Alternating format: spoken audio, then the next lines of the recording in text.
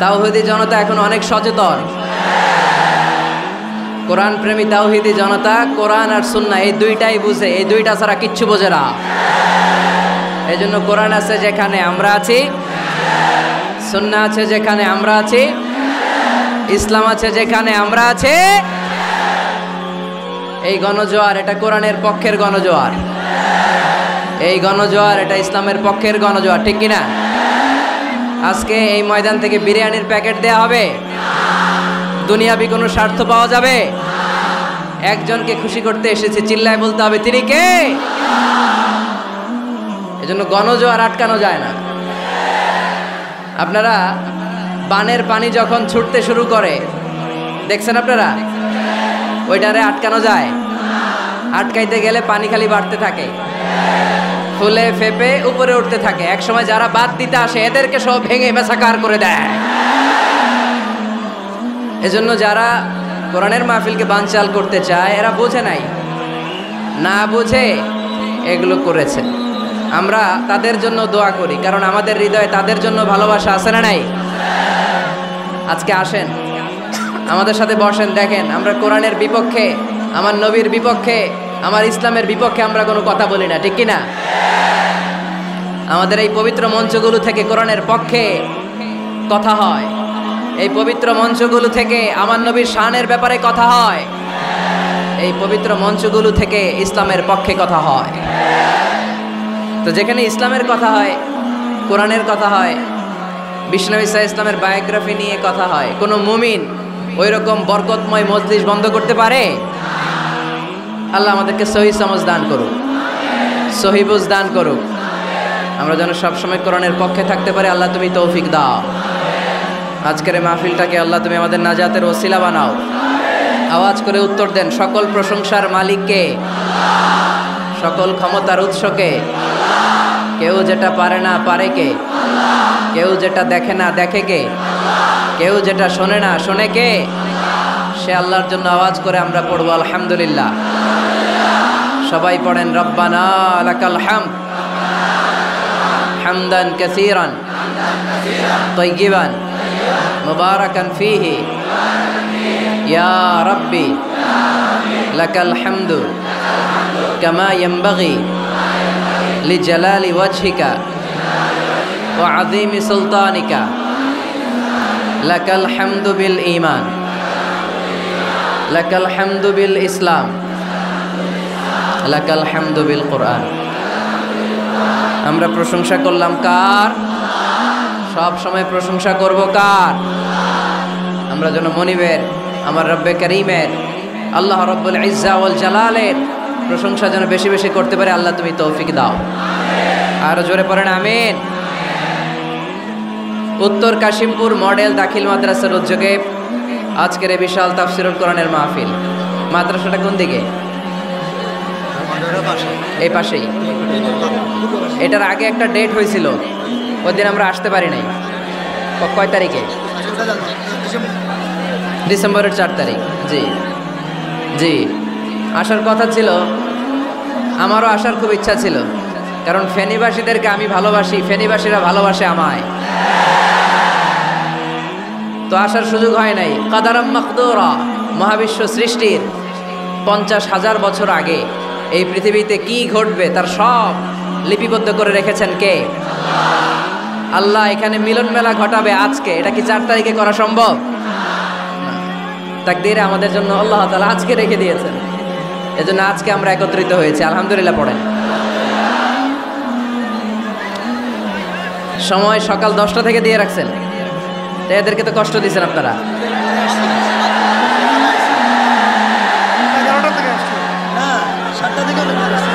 আরে কয়টায় আসছেন? কয়টায়? সকাল 7টায়, কেউ 8টায়, এরা একেবারে 7টার দিকে আসছে। ময়মনসিংহ থেকে ভাড়া করে আনছেন না এদেরকে? হ্যাঁ, ভাড়া করে আনা হয়েছে নাকি? একজনকে খুশি করার জন্য আমরা আসি, চিল্লায় বলতে হবে তিনি কে? আল্লাহ। আমার যে ভাইগুলো এই কষ্ট করে সকাল থেকে বসে আছে, আমরা এই ভাইদের জন্য দোয়া করি, আল্লাহ তাআলা আজকের এই মহামিলন মেলাকে কবুল করুক, এই প্রোগ্রামকে আমাদের নাজাতের ওসিলা বানাক। এখানে যেমনি একসাথে বসলাম, জান্নাতেও যেন একসাথে থাকতে পারে আল্লাহ তৌফিক দান করেন। আজকের এই প্রোগ্রামের সম্মানিত প্রধান মেহমান, ফেনীর গণমানুষের জননন্দিত নেতা জনাব নিজামউদ্দিন হাজারী এমপি, মাননীয় সংসদ সদস্য ফেনী 2 আসন। উনি এই প্রোগ্রাম বাস্তবায়নের জন্য অনেক চেষ্টা করেছেন। ওনার স্ত্রী ভাবি অসুস্থ, তাই দেশের বাইরে আছেন। আমরা ওনার জন্য এবং ভাবির জন্য দোয়া করি, আল্লাহ ওনাদেরকে তুমি ইসলামের জন্য কবুল করো। আমাকে রেখেছেন প্রধান মুফাসসির, আমার আগে কথা বলেছেন হযরত মাওলানা অধ্যক্ষ মফিজুল ইসলাম সাহেব, খতিব পদ্মা টেক্সটাইল মিল মসজিদ, হযরত মাওলানা মোহাম্মদ জাকারিয়া, অধ্যক্ষ জিরানহাট ফাজিল ডিগ্রি মাদ্রাসা, হযরত মাওলানা রহমতুল্লাহ সাহেব, আরও অনেকে কথা বলেছেন। আজকের এই প্রোগ্রামের সভাপতিত্ব করছেন আলহাজ হযরত মাওলানা মশিউর রহমান খন্দকার সাহেব, প্রতিষ্ঠাতা পরিচালক অত্র মাদ্রাসা ও প্রিন্সিপাল পাঠাননগর আমিনিয়া ফাজিল ডিগ্রি মাদ্রাসা ছাগলনাইয়া। আসছে হুজুর? আচ্ছা আচ্ছা, আসেন।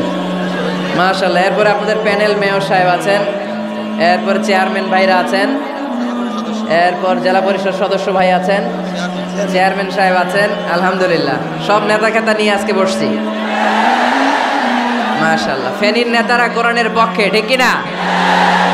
64 জেলার সব নেতাগুলো কোরআনের পক্ষে থাক, আমরা চাই কি চাই না? বাংলার 56,000 বর্গমাইলের প্রতিটা ইঞ্চি মাটি কোরআনের ঘাঁটি হোক, আমরা চাই কি চাই না?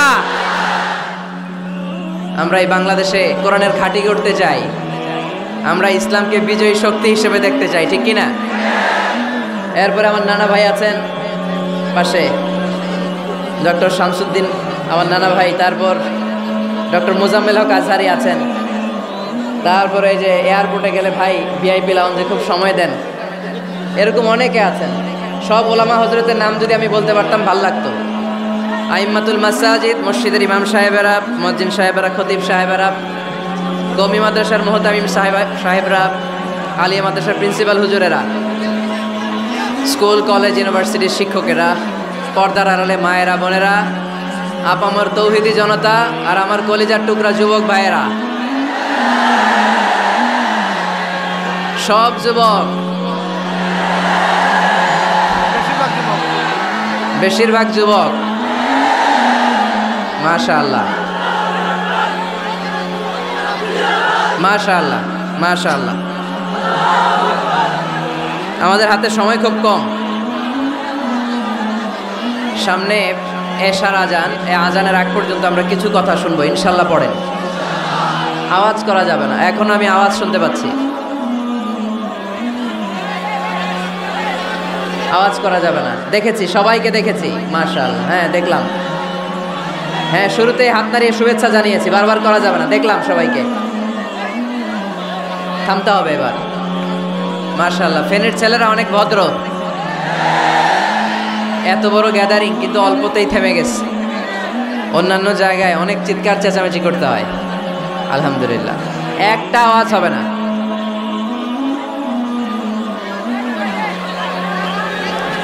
আমি বলেছি একটা আওয়াজ হবে না। ওই যে আমি একটা আওয়াজ হবে না বলছি, ওরা 2টা আওয়াজ করতেছে। আওয়াজ করবেন না, না, নো সাউন্ড। আজকে আমরা সূরাতুল হুজরাত থেকে কথা শুনবো। কোন সূরা থেকে? হুজরাত। সবাই বলেন হুজরাত। হুজরাত শব্দটা হুজরা শব্দের প্লুরাল, অর্থ হচ্ছে কামরা। মসজিদে ইমাম সাহেবের হুজরা আছে না নাই? ইমাম সাহেবের কামরা আছে না? আছে। তো আল্লাহ রাসূল সাল্লাল্লাহু আলাইহি সাল্লামের এরকম হুজরাখানা ছিল। এট এ টাইমে আল্লাহর হাবিব সাল্লাল্লাহু আলাইহি সাল্লামের 9টা হুজরাখানা ছিল, যেখানে 9 জন বিবি বসবাস করতেন। কিছু বেদুইন লোকজন এসে কেমন করে বিশ্বনবী সাল্লাল্লাহু আলাইহি ইসলামের সাথে আচরণ করতে হবে এটা জানতো না। তাদের মধ্যে সভ্যতা ভব্যতার ছোঁয়া স্পর্শ লাগেনি। পরে আমরা নিজেরা নিজেদেরকে যেমনি ডাকি, তারাও এসে বিশ্বনবীকে এভাবে ডাকা শুরু করলো। কারণ নাম যদি হয় আব্দুল্লাহ, আব্দুল্লাহর বন্ধু তারা ডাকবে এই আব্দুল্লাহ। কারণ নাম যদি হয় করিম, তার বন্ধু তারা ডাকে এই করিম। কারো নাম যদি হয় আবু বকর, তার বন্ধু তারে ডাকে এই আবু বকর। কিন্তু বিশ্বনবী সাল্লাল্লাহু আলাইহি ওয়াসাল্লামকে কি এই মুহাম্মদ এইভাবে ডাকা যাবে? না, ডাকা যাবে না। যদিও তিনি মানুষ, কিন্তু অসাধারণ মানুষ। যদিও তিনি নবী, তিনি মহানবী, তিনি সব নবীদের নবী, ঠিক কিনা?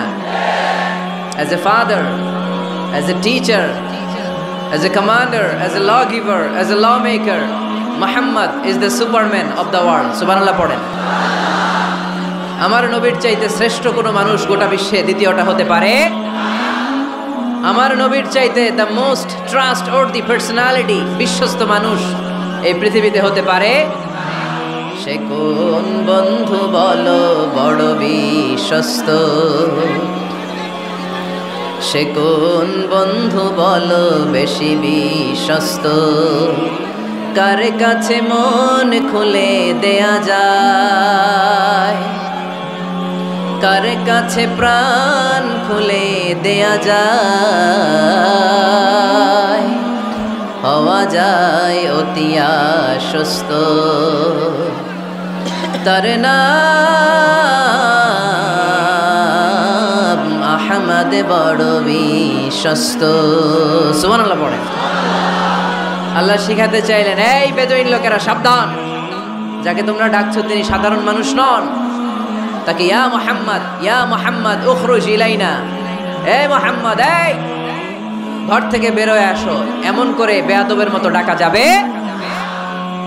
বিশ্বনবী সাল্লাল্লাহু আলাইহি ওয়াসাল্লামকে ডাকতে হবে ইয়া নবী আল্লাহ, ওনাকে ডাকতে হবে ইয়া রাসূল আল্লাহ, ওনাকে ডাকতে হবে ইয়া হাবিব আল্লাহ, ঠিক কিনা? শিষ্টাচার শিক্ষা দিলেন। আল্লাহ বুঝাতে চাইলেন, তোমরা যদি অপেক্ষা করতে অনেক ভালো হতো। ওয়ালাউ আন্নাহুম সাবারু হাত্তা তাখরুজা ইলাইহিম লাকানা খায়রাল লাহুম। আল্লাহর হাবিব সাল্লাল্লাহু আলাইহি ওয়াসাল্লাম দুপুরের খাবার খেয়ে গড়াগড়ি করছিলেন। আল কাইলুলা, টসিং এন্ড টার্নিং, এপাশ ওপাশ করা। শীতকালে দুপুরের খাবার খেয়ে বিছানায় শুইলে আরাম আছে না নাই? এটারে কাইলুলা বলে। আল্লাহর হাবিব সাল্লাল্লাহু আলাইহি ওয়াসাল্লাম যখন কাইলুলা করছিল, ঠিক তখন লোকগুলো ডাকতে আরম্ভ করলো, ইয়া মুহাম্মদ উখরুজ ইলাইনা, হে মুহাম্মদ আসো। আল্লাহ বললেন, খবর দাও, আমার নবীকে এইভাবে ডাকা যাবে না, বরঞ্চ আমার নবীকে তোমরা ডাকবে ইয়া নবী আল্লাহ, ইয়া রাসূল আল্লাহ, ইয়া হাবিব আল্লাহ বলে। সুবহানাল্লাহ পড়েন। আল্লাহর হাবিব সাল্লাল্লাহু আলাইহি ওয়াসাল্লাম যতক্ষণ না বের হয়ে আসে তোমাদের অপেক্ষা করা উচিত, সবর করা উচিত। আমরা অনেক সময় সবর করি না। ব্যাপার কি? আওয়াজ আবার বাড়তেছে কেন? এদিকে মাইকম্যান কই? মাইকম্যান এদিকে আসো তো, মাইকম্যান এদিকে আসো, আমার কাছে আসো। ভাই আওয়াজ করবেন না, এই আওয়াজ থামাতে থামাতেই এশার আজান হয়ে যাবে, আমি চলে যাব, আলোচনা শেষ, আমি চলে যাব। উপরে উঠাও একটু, এদিকে এদিকে। আমি একটা কথা শুরু করলে এখানে চিৎকার চেঁচামেচি, আমি থামাবো, আবার শুরু করলে এটা হয় না। অল্প কয়েক মিনিট, লম্বা চড়া বক্তব্যের সুযোগও নাই। এশার আজান হবে একটু পরে, একটু উপরে উঠাও। আমি চাই পিন পতন নীরবতা। আরেকটু আরেকটু, ব্যাস। আবার তো নিচে নেমে যায়। আওয়াজ করো না, আওয়াজ করো না ভাই, আওয়াজ করো না।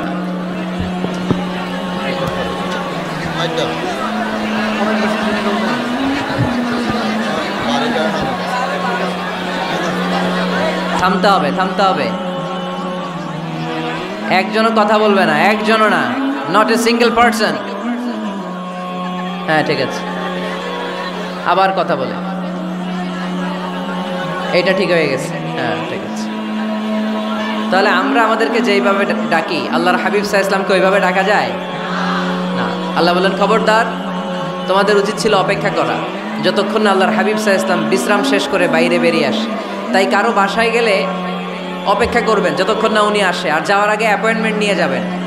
আজকের প্রথম মেসেজ, কারোর সাথে দেখা করার আগে কি নিয়ে যাবেন? ফ্যানের ছেলেরা কথা বলে না, অ্যাপয়েন্টমেন্ট নিয়ে যেতে হবে। অনেকে খালি অস্থিরতা করে, চেয়ারম্যান সাহেবের বাড়ি থেকে সিগনেচার লাগবে, যেই অস্থির, আরে বেরোয় না কেন? চেয়ারম্যান সাহেব আসে না কেন? এতক্ষণ ধরে বসে আছে। এরকম বিরক্ত, খালি কমপ্লেইন করে, অভিযোগ করে, এরকম কিছু লোক আছে না নাই? খেয়াল রাখবেন, যারা ব্যর্থ, জীবনে ব্যর্থ, তারা সবসময় শুধু কমপ্লেইন করে, অভিযোগ। মানুষের কাছে অভিযোগ, আল্লাহর কাছে অভিযোগ, আমার এইটা নাই ওইটা নাই, আল্লাহ আমার এটা দেও নাই ওইটা দেও নাই। আর সফল ব্যক্তিরা কখনো অভিযোগ করে না, খালি শুকরিয়া করে, ঠিক কি না? Now the decision is yours, you wanna be successful or unsuccessful. আপনি সফল হতে চান না ব্যর্থ হতে চান? তাহলে সফল হলে সবসময় পড়তে হবে আলহামদুলিল্লাহ। কি পড়বেন? হুজুরের সাথে দেখা করতে গেছে, যে এই হুজুর আসে না কেন, কতক্ষণ ধরে বসে আছি। আরে হুজুরও মানুষ, হুজুরও অসুস্থ হয়, হুজুরেরও ফ্যামিলি আছে, হুজুরের ঘুমানো লাগে, হুজুর রোবট না। আমাদের যখন অ্যাপয়েন্টমেন্ট নেয় মেপে দেয়, হুজুর এই তো সহজ, আপনি এটা করে আসবেন, এরপরে হেলিকপ্টার রেডি, এরপরে ওইটাতে যাবেন, ওইখান থেকে হেলিকপ্টার রেডি। আমি রোবট, হুজুর কি রোবট? হুজুর তো মানুষ না। এগুলো করবেন না, ধৈর্য ধরতে শিখুন, একটু স্থির হন। স্টপ, অনেক হয়েছে, আন না। অস্থির জীবন আমরা চাই না। এই কোরআন আমাদেরকে অস্থির সময়ে স্বস্তির বাণী শোনায়, ঠিক কিনা? কিসের বাণী শোনায়? স্বস্তির বাণী। কোন সময়ে? অস্থির সময়ে স্বস্তির বাণী শোনায় কোরআন, ঠিক কিনা? এজন্য আজকের প্রথম মেসেজ হচ্ছে, কারো বাসায় গেলে পারমিশন নিতে হবে। দরজার সামনে যেয়ে আগে সালাম দিবেন 3 বার। কয়বার? অনুমতি চাইবেন, অনুমতি দিলে ঢুকবেন, অনুমতি না দিলে বের হয়ে চলে আসবেন। পারা যাবে? এজন্য রব্বুল আলামিন বলেন, ইয়া আইয়ুহাল্লাযীনা আমানু লা তাদখুলু বুয়ুতান গায়রা বুয়ুতিকুম হাত্তা তাস্তানিসু ওয়া তুসাল্লিমু আলা আহলিহা যালিকুম খায়রুল লাকুম লাআল্লাকুম তাযাক্কারুন। সুবহানাল্লাহ পড়েন। আল্লাহ ডেকে বললেন, ও ঈমানদারেরা শোনো শোনো, তোমরা যখন অন্য কারো বাড়িতে যাবে, খবরদার অনুমতি না নিয়ে, সালাম না দিয়ে ঘরে ঢুকে যেও না। দরজার সামনে দাঁড়িয়ে থাকো, দরজার সামনে দাঁড়িয়ে দাঁড়িয়ে 3 বার অনুমতি চাও, তারপরে সালাম দাও। অনুমতি দিলে ঢুকবা, নচেত চলে যাবা, ঠিক কিনা? এই আইনটা কার? ফেনীবাসী কি আইনটা মনে রাখতে পারবে? কারো বাসায় যাওয়ার আগে অ্যাপয়েন্টমেন্ট নিয়ে যাব, আর যে হুট করে দরজার ভিতরে ঢুকে যাব না, অপেক্ষা করব। You have to wait. তিনি আসতে বললে এরপরে ঢুকবো, মনে থাকবে? কারো ঘরে অনুমতি না নিয়ে ঢুকা কবিরা গুনাহ। কি গুনাহ? আমরা এগুলোর ইসলাম মনে করি না, আমরা ম্যানার জানি না, আমরা সোশ্যাল নর্মস জানি না। আমরা মনে করি নামাজ, রোজা, হজ, যাকাত, জিকির এগুলাই ইসলাম, ঠিক কিনা? ধরাবাঁধা ইসলাম হিন্দু ধর্মের মতো গদবাঁধা কোনো ধর্ম নয়। আমাদের মসজিদ এটা গির্জা, প্যাগোডা, সেনাগোগ আর গুরুদুয়ারার মতো যে কোনো ইবাদতগাহ নয়।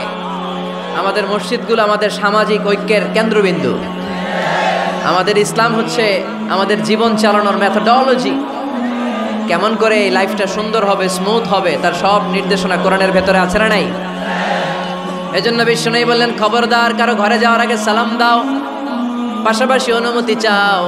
এক সাহাবী দাঁড়িয়ে বললেন, ইয়া রাসূলুল্লাহ, ইয়া হাবিবাল্লাহ, আমার ঘরে আমরা কেবল 2 জন থাকি, 2টা ঘর। এক ঘরে থাকে আমার আম্মা, আরেক ঘরে থাকে আমি। আফাস্তাদিনু আলা উম্মি, আমি কি আমার মায়ের ঘরে ঢোকার আগে অনুমতি নেওয়া লাগবে নাকি? নবী, হ্যাঁ, 2টা রুম আমার ঘরে, এক রুমে আমি, আরেক রুমে আমার মা। আফাস্তাদিনু আলা উম্মি, আমার মায়ের ঘরে যাওয়ার আগে অনুমতি নেওয়া লাগবে? আনা খাদিমুহা, আমি তো তার খেদমত করি, মায়ের ঘরে যাইতে অনুমতি লাগবে? বিশ্বনবী বললেন, নাআম ইস্তাযিন আলাইহা, হ্যাঁ অবশ্যই মায়ের ঘরে ঢোকার আগে অনুমতি নিয়ে ঢুকবা। সুবহানাল্লাহ পড়বেন না? সাহাবী বললেন, ইয়া রাসূলুল্লাহ, তিনি তো আমার মা, অনুমতি লাগবে কেন? বিশ্বনবী বললেন, আতুহিব্বু আন তারাহা উরিয়ানাতান, ও সাহাবী, তুমি কি তোমার মাকে উলঙ্গ দেখতে পছন্দ করো নাকি? সাহাবী বললেন, না, কশিন কালেও নয়, আমি কখনো আমার মারে উলঙ্গ অবস্থায় দেখতে পছন্দ করব না।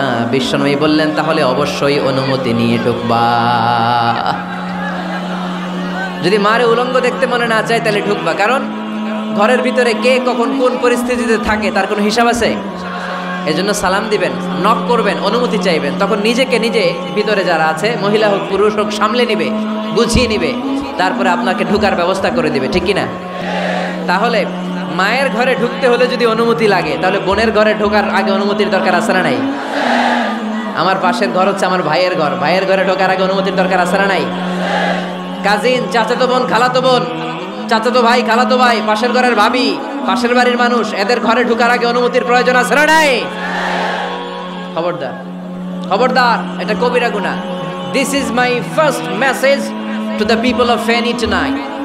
আজ রাতে ফেনীবাসীদের কাছে আমার প্রথম মেসেজ হচ্ছে, কারো ঘরে যাওয়ার আগে অ্যাপয়েন্টমেন্ট নিয়ে যাব। কখন তার সাথে দেখা করব, আগে অ্যাপয়েন্টমেন্ট নিয়ে যাব, তারপরে যে দরজার বাইরে দাঁড়িয়ে পারমিশন চাইবো, মানে অনুমতি নিব, তারপরে সালাম দিব, এরপরে ঘরে ঢুকবো। পারা যাবে? ইনশাল্লাহ পড়তে পারবেন না আওয়াজ করে? আজকে আলোচনার বিষয় হচ্ছে সূরাতুল হুজুরাত। সূরার নাম কি? হুজুরাত। এটা মাদানী সূরা। কি সূরা? এটা কোরআনের 49 নম্বর সূরা। কত নম্বর সূরা? এই সূরায় মোট আয়াত আছে 18টি। কয়টি? এবার আমি প্রশ্ন করব, উত্তর দেন। এই সূরায় মোট আয়াত সংখ্যা কয়টি? 18টি। এটি কোরআনের কততম সূরা? 49তম সূরা। আর সূরাটা মাক্কি সূরা। কি সূরা? মাদানী সূরা। এই সূরাটাকে বলা হয় সামাজিক রীতিনীতির সূরা। সোশ্যাল নর্মস শেখানো হয়েছে এই সূরায়। কেমন করে সমাজের শান্তি শৃঙ্খলার ভারসাম্য অক্ষুণ্ণ থাকবে সে ব্যাপারে এই সূরাতে আল্লাহ তাআলা কিছু দিক নির্দেশনা দিয়েছেন। আমাদের সমাজের ভারসাম্য ঠিক নাই, শান্তি নাই, সুশৃঙ্খলা নাই, শুধু মারামারি, জিঘাংসা, কিলাকিলি, হিংসা, বিদ্বেষ, বিশৃঙ্খলা। এই হিংসা, বিদ্বেষ, বিশৃঙ্খলা, মারামারির বিপরীতে সমাজের সাম্য, ভ্রাতৃত্ব, ভালোবাসা, সুশৃঙ্খলা আর ভারসাম্য কিভাবে অক্ষুণ্ণ রাখা যায় সেজন্য আল্লাহ তাআলা এই সূরার ভেতরে 10টা গাইডলাইন দিয়েছেন। কয়টা? সবাই বলতে হবে, কয়টা? 10টা। প্রথম গাইডলাইন হচ্ছে আল্লাহ তাআলা বলছেন, খবরদার যারা বিশ্বাসী বলে নিজেদেরকে দাবি করো, আল্লাহ আল্লাহর রাসূলের নিয়মের বা আইনের উপর দিয়ে টপকে যেও না। আল্লাহ আল্লাহ রাসূল যেটা বলেছে এটাই ফাইনাল, ঠিক কি না? রব্বুল আলামিন বলেন, ইয়া আইয়ুহাল্লাযীনা আমানু লা তুকদ্দিমু বাইনা ইয়াদাইল্লাহি ওয়া রাসূলিহি ওয়াত্তাকুল্লাহ ইন্নাল্লাহা সামিউন আলীম। পড়েন সুবহানাল্লাহ। আল্লাহ বললেন, যারা বিশ্বাসী বলে দাবি করো, খবরদার আল্লাহর দেয়া বিধান আর আমার নবীর দেয়া বিধান, এই বিধানগুলাই ফাইনাল। এই ফাইনাল কথার পরে মুমিনের কোনো কথা থাকতে পারে? আল্লাহ যেটা বলেছে, আল্লাহ রাসূল যেটা বলেছে সেটাই ফাইনাল। আওয়াজ করে বলতে হবে, সেটা কি? এটা ফাইনাল। এরপর আর নতুন কোনো কথা নাই। যখনই বলা হবে আল্লাহ বলেছে, রাসূল বলেছে, আমরা বলবো আমান্না, সামি'না ওয়া আতা'না। আমরা শুনলাম, মানলাম, বিশ্বাস করলাম, আমাদের পক্ষ থেকে আর দ্বিতীয় কোনো কথা নাই, ঠিক কি না? এজন্য আল্লাহ বললেন, খবরদার আমি আর আমার রাসূল যেটা দিয়েছি সেটাই ফাইনাল। অতিরিক্ত বুঝতে যেও না, ওভার স্মার্ট সাজতে যেও না, আমি আল্লাহর দেয়া নবীর দেয়া বিধানের সামনে অ্যাডভান্স হতে যেও না, কারণ আমি আল্লাহ আর আমার রাসূল যেই নিয়ম দিয়েছি সেটাই ফাইনাল, সেটাতেই বরকত। কোন মুমিন বান্দাবান্দীদের কাছে যখন আল্লাহ আর আল্লাহ রাসূলের কথা বলা হয় তাদের কাছে এটাই ফাইনাল, ঠিক কি না? ওমা কানা লিমুমিনিন ওয়ালা মুমিনাতিন ইযা খাদাল্লাহু ওয়া রাসূলুহু আমরান আইয়াকুনা লাহুমুল খিয়ারাতু মিন আমরিহিম। মুমিন নরনারীর কাছে যখন বলা হবে এটা আল্লাহর কথা, আল্লাহর রাসূলের কথা, এটাই ফাইনাল। এরপরে মুমিনের আর নতুন কোনো চয়েস থাকতে পারে? আল্লাহ বলেছে 5 ওয়াক্ত সালাত জামাতের সাথে আদায় করো, এটাই ফাইনাল, ঠিক কি না? আল্লাহ বলেছেন চুরি করলে চোরের হাত কেটে দাও। বিশ্বনবী জীবদ্দশায় চোরের হাত কেটে দেখিয়ে দিয়েছেন, চুরি করলে হাত কেটে দাও, এটাই ফাইনাল, ঠিক কি না? আল্লাহ নিয়ম জারি করেছেন, ও নারীরা পর্দা করে ঘর থেকে বের হও, এর উপরে কোনো কথা নাই, জোরে বলেন ঠিক কি না? আল্লাহ আইন করে দিয়েছেন রমাদানের 29 দিন কিংবা 30 দিন রোজা রাখবা, এটাই ফাইনাল, এরপরে কোনো কথা নাই, জোরে বলেন ঠিক কি না? যারা সম্পদশালী হয়েছো বছরান্তে 2.5% যাকাত দিবা, বিধানটা কার? এটাই ফাইনাল, এরপরে কোনো কথা আছে? তার মানে আল্লাহ আল্লাহ রাসূল যেটা দিয়েছে এটাই ফাইনাল, এটাই সর্বোৎকৃষ্ট, এর চেয়ে উৎকৃষ্ট আর ভালো হতে পারে না, এটাই শ্রেষ্ঠ। এক সাহাবী বলল, আসুমুদ দাহার, আমি সারা বছর রোজা রাখবো, রোজা ভাঙবো না। আরেক সাহাবী বলল, আ'তাজিলুন নিসা, আমি আমার বউয়ের কাছে যাব না, আজীবন বৈরাগ্য জীবন যাপন করব। আরেক সাহাবী বলল, উসল্লিল লাইলা কুল্লাহ, সারা রাত তাহাজ্জুদ পড়ব, ঘুমাবো না। এই কথা শুনে বিশ্বনবী রেগে গেলেন। বিশ্বনবী বললেন, কে কে বলেছে এই কথা যে সারা বছর রোজা রাখবে, সারা রাত তাহাজ্জুদ পড়বে, স্ত্রীর কাছে যাবে না? ইন্নী আখশাকুম লিল্লাহি ওয়া আতকাকুম লাহু, নিশ্চয় আমি তোমাদের চাইতে আল্লাহকে বেশি ভয় করি। আমি বিশ্বনবী সবচেয়ে বড় মুত্তাকি, আমি বিশ্বনবী সবচেয়ে বড় বুজুর্গ, আমি বিশ্বনবী সবচেয়ে বড় আল্লাহওয়ালা। তো আমি এত বড় আল্লাহওয়ালা হয়ে আমি 11 জন স্ত্রী রেখেছি, আমি এত বড় আল্লাহওয়ালা হয়ে রাতে তাহাজ্জুদও পড়ি, আবার কিছু অংশ ঘুমাই। আমি এত বড় আল্লাহওয়ালা হয়ে বছরে কিছু সময় রোজা রাখি, মাঝে মাঝে রাখি না। তা আমি ব্যালেন্স করে জীবন ধারণের পরে আমার আল্লাহওয়ালাগিরিতে কোনো সমস্যা হয় নাই, আমার নবী হতে সমস্যা হয় নাই। তোমাদের সমস্যা হলো কেন? তোমরা কোত্থেকে এটা শিখেছো?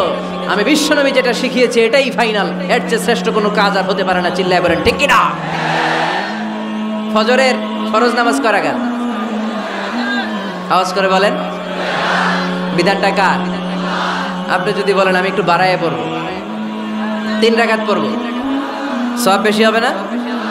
কারণ আপনি অ্যাডভান্স হয়েছেন। লা তুকদ্দিমু বাইনা ইয়াদাইল্লাহি ওয়া রাসূলিহি, খবরদার আল্লাহ আল্লাহ রাসূলের উপর অ্যাডভান্স হয়ো না। রমাদানের রোজা 30টা, আপনি যদি বলেন 35টা রাখবো। ফেনীর ভাইয়েরা, রমজানের পরে আরো 5টা যদি একাধারে রাখেন, রমজান মনে করে আল্লাহ কবুল করবে? কবুল করবে। তার মানে আল্লাহ আল্লাহ রাসূল যেটা বলেছে এটাই ফাইনাল, এর চেয়ে বেশি কিছু আর ইবাদত করা যাবে, এর চেয়ে শ্রেষ্ঠ ইবাদত হতে পারে না। বিষ্ণু ইসা ইসলাম বললেন, সারা রাত তাহাজ্জুদ পড়লে এটা শ্রেষ্ঠ ইবাদত নয়, বরং রাতের কিছু অংশ ঘুমাবা, কিছু অংশ তাহাজ্জুদ পড়বা। আইয়ামুল বীজের রোজা রাখবা, সোম আর বৃহস্পতিবার রোজা রাখবা, আরাফার রোজা রাখবা, আশুরার রোজা রাখবা, শাওয়ালের 6 রোজা রাখবা। এর চেয়েও বেশি রাখতে চাইলে একদিন রোজা রাখবা, আরেকদিন রাখবা না, একদিন রাখবা, আরেকদিন রাখবা না। এর চেয়ে ভালো রোজার হতে পারে? হতে পারে? আল্লাহর হাবিব সাল্লাল্লাহু আলাইহি ওয়াসাল্লাম বললেন, সেই শ্রেষ্ঠ যে স্ত্রীদের সাথেও মেলামেশা করে আবার ইবাদতও করে। ইসলামের মধ্যে ভারসাম্য আছে না নাই? তাহলে বোঝা গেল আল্লাহর হাবিব সাল্লাল্লাহু আলাইহি ওয়াসাল্লাম আল্লাহর সবচেয়ে কাছের, তিনি সবচেয়ে বড় মুত্তাকি। ফেনীবাসী আওয়াজ করে বলেন তো, আমার নবীর চাইতে বড় মুত্তাকি হওয়া যাবে? আমার নবীর চাইতে বড় আল্লাহওয়ালা হওয়া যাবে? নামাজ কেমন করে পড়তে হয় এটা নবী শিখাইয়ে গিয়েছেন, এর চেয়ে বেশি কিছু করা যাবে? জিকির কেমন করে করতে হয় এটা বিশ্বনবী শিখিয়ে গিয়েছেন কি জান নাই? বিশ্বনবীর শিখানো পন্থার বাইরে নতুন পন্থায় জিকির করা যাবে? তাহলে আল্লাহ এবং আল্লাহ রাসূল যা শিখিয়েছে এটাই ফাইনাল। আল্লাহ আল্লাহ রাসূলের কথার উপরে আমরা দ্বিতীয় কোনো কথা বলতে চাই না। এটা হচ্ছে 1 নাম্বার গাইডলাইন। সমাজে যদি শান্তি আনতে চান এই গাইডলাইন মানতে হবে। বিশ্বাসীদের জন্য 2 নাম্বার গাইডলাইন হচ্ছে, লা তারফাউ আসওয়াতাকুম ফাওকা সাউতিন নবী, খবরদার ওই বিশ্বাসীরা, নবীর কণ্ঠের চাইতে যেন তোমাদের কণ্ঠ উঁচু হয়ে না যায়। আপনারা কথা শুনতেছেন? মনোযোগ আছে না গেছে?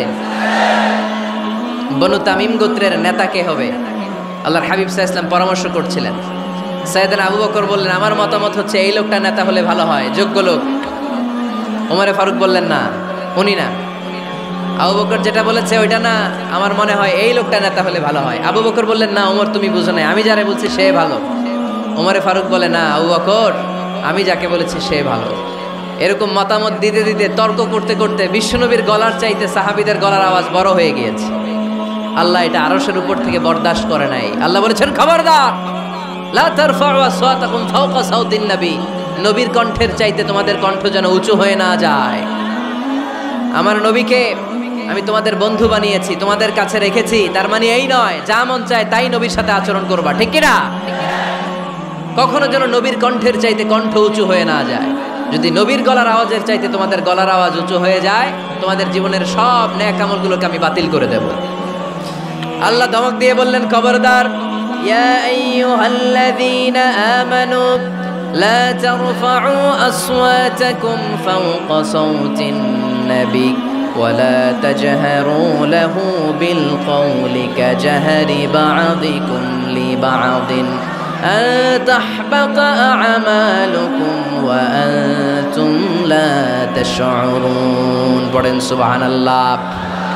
আল্লাহ বললেন, খবরদার, আমার নবীর কণ্ঠের চাইতে যেন তোমাদের কণ্ঠ উঁচু হয়ে না যায়।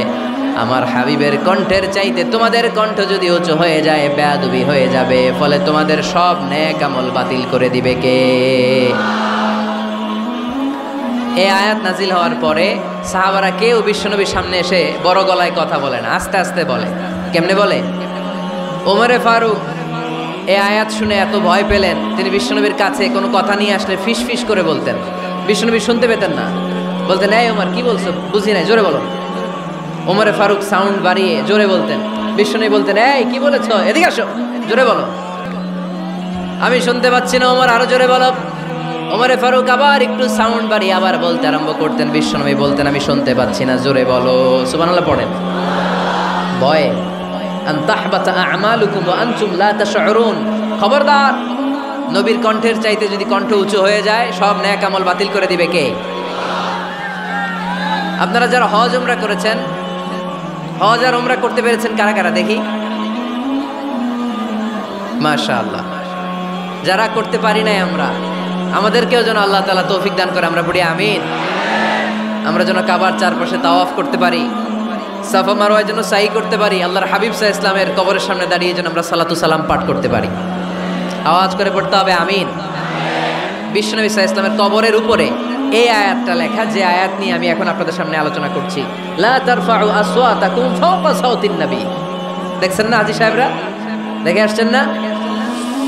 আপনি যখন মসজিদে নববীতে নামাজ পড়বেন, আল্লাহর হাবিব সাল্লাল্লাহু আলাইহি ওয়াসাল্লামের কবর জিয়ারতের জন্য যখন রওনা হবেন, সর্বপ্রথম বাম দিকে পড়বে রাউদাতুম মিন রিয়াদিল জান্নাহ। এই জায়গাটা হলো দুনিয়ার বুকে জান্নাতের বাগান সমূহ থেকে একটা বাগান। আপনি হাঁটতে থাকবেন, হাঁটতে হাঁটতে রাউজাতুম মিন রিয়াদিল জান্নাহ পার হওয়ার পরে বাম দিকে পড়বে বিশ্বনবীর কবর। বিশ্বনবীর কবরের সামনে দাঁড়িয়ে কোনো উম্মত সহ্য করতে পারে নাকি? ধৈর্য ধারণ করতে পারে নাকি? আজীবন যেই নবীর কথা শুনলাম, আজীবন যেই নবীর হাদিস চর্চা করলাম, আজীবন যেই নবীর ভালোবাসা হৃদয়ের মধ্যে ধারণ করলাম, ওই নবী নাকি এই জায়গায় শোয়া, ওই নবী নাকি এখানে শুয়ে আছে, এটা কল্পনা করলে কোনো উম্মত ধৈর্য ধারণ করতে পারে? কলিজাটা ছিঁড়ে খান খান হয়ে যায়, চিৎকার দিয়ে নবীরে ডাক দিতে মনে চায়, কিন্তু আল্লাহ বলেছেন খবরদার, কবরের উপরে এই আয়াতটা লেখা, লা তারফাউ আসওয়াতাকুম ফাওকা সাওতিন নবী, খবরদার, এটা নবীর দরবার, এখানে বড় গলায় চিৎকার চেঁচামেচি করে কোনো আওয়াজ করা যায় না। চিল্লায় বলেন ঠিক কি না? এজন্য আল্লাহ বললেন লা তারফাউ আসওয়াতাকুম ফাওকা সাওতিন নবী, খবরদার, নবীর কণ্ঠের চাইতে যেন কণ্ঠ উঁচু হয়ে না যায়। এই আয়াতের হুকুম আল্লাহর হাবিব সাল্লাল্লাহু আলাইহি ওয়াসাল্লামের জীবদ্দশা অবস্থায় যেমন ছিল, ঠিক এখনো এটারে বলবৎ রেখেছে কে?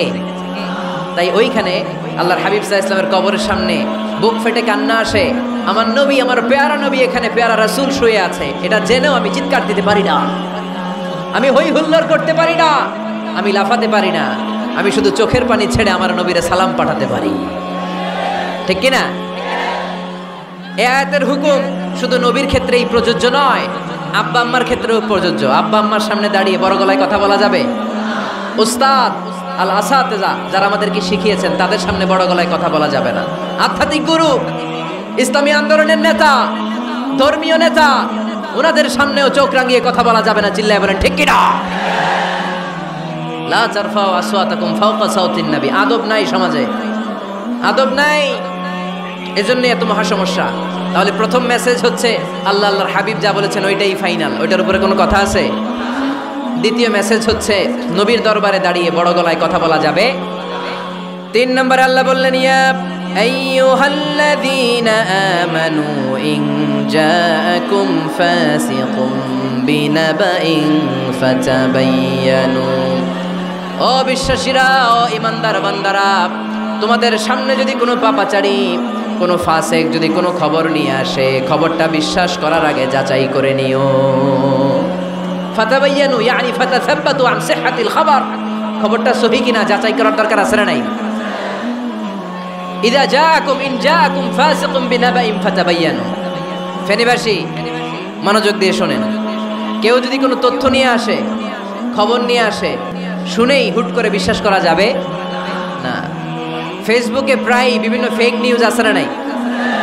রুমর, গুজব আছে না নাই? আমি তখন মালয়েশিয়া, হঠাৎ করে দেখলাম নিউজের মধ্যে অনেকে স্ট্যাটাস দিতে শুরু করেছে যে পেঁয়াজের মতো লবণেরও দাম বেড়ে গেছে। এটা কি সত্য নিউজ না গুজব? জোরে বলেন। গুজব। আসলে কি লবণের দাম বাড়ছিল? বাড়ে নাই, কিন্তু না জেনেই অনেকে শেয়ার দিচ্ছে। এই জন্য ফেসবুকে কোনো নিউজ যদি আপনি দেখতে পান, শুনতে পান, verify, justify the news whether it's true or wrong. Check, make a cross check and double check regarding the authenticity of the report. এই রিপোর্টটা সঠিক কিনা ভেরিফাই করবেন আগে, তারপরে শেয়ার মারবেন। অনেকে আছে সিলে কান নিয়ে গেছে, শুই না সিলের পিছনে দৌড়। আগে কি সিলের পিছনে দৌড়াবেন নাকি কানে হাত দিবেন? নিউজ একটা দেখলেই শেয়ার দেয়া যাবে? কি করবেন? যাচাই করবেন। You have to cross check.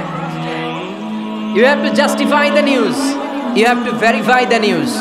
আমরা প্রায় নিউজ একটা দেখলেই শেয়ার দেই। হয়তো একটা ভুল নিউজ আপনি শেয়ার দিয়েছেন, এই ভুল নিউজের কারণে পুরো সমাজের মধ্যে গোলমাল, এর দায়ভার আপনার কাঁধেই বর্তাবে। আওয়াজ করে বলেন ঠিক কিনা? এই ভুয়া নিউজগুলোতে আমাদের খুব আগ্রহ। ফেসবুক নিজের মন মতো ব্যবহার করা যাবে না। প্রায় ফেসবুকে অনেক রুমর পাবেন, গুজব, অনেক স্ক্যান্ডাল।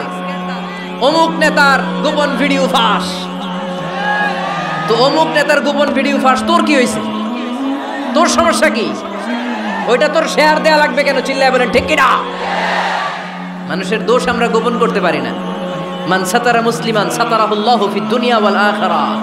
যে অন্যের দোষ দেখে গোপন রাখে, তার দোষগুলো গোপন রাখবে কে? ওমান কাশাফা মুসলিমান কাশাফাহুল্লাহু ফিদ দুনিয়া ওয়াল আখিরা।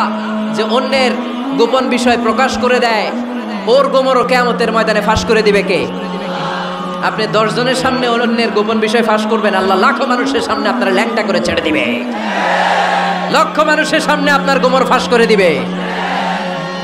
খবরদার, অন্যের পিছনে লেগে থাকেন না, অন্যের দোষ খুঁজেন না, দোষ খুঁজবেন নিজের। ইন জাআকুম ফাসিকুম বিনাবাইন ফাতাবায়ান।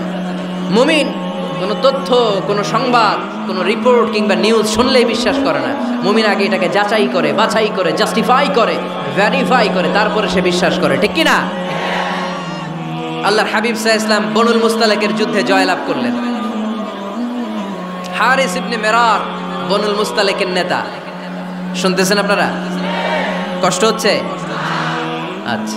হারিস ইবনে মিরার বললেন, ইয়া রাসূলুল্লাহ, আমরা ইসলাম ধর্ম গ্রহণ করলাম, কি কি নিয়ম মানতে হবে? আল্লাহর হাবিব সাল্লাল্লাহু আলাইহি ওয়াসাল্লাম বললেন, সালাত পড়বে, যাকাত দিবে। উনি বললেন, তাহলে যাকাত নেন। আল্লাহর হাবিব বললেন, না, এই তো মাত্র কালিমা পড়ে মুসলমান হলে হালানিল হাউল, 1 বছর অতিক্রান্ত হওয়ার পরে যাকাত দিবে। আল্লাহর হাবিব সাল্লাল্লাহু আলাইহি ওয়াসাল্লাম মদিনায় ফিরে আসলেন। 1 বছর পর আল ওয়ালিদ ইবনে উতবা রাদিয়াল্লাহু তাআলা আনহুকে পাঠালেন, যাও বনুল মুস্তালিকের 1 বছর পূর্ণ হয়েছে, যাকাতের সম্পদ নিয়ে আস।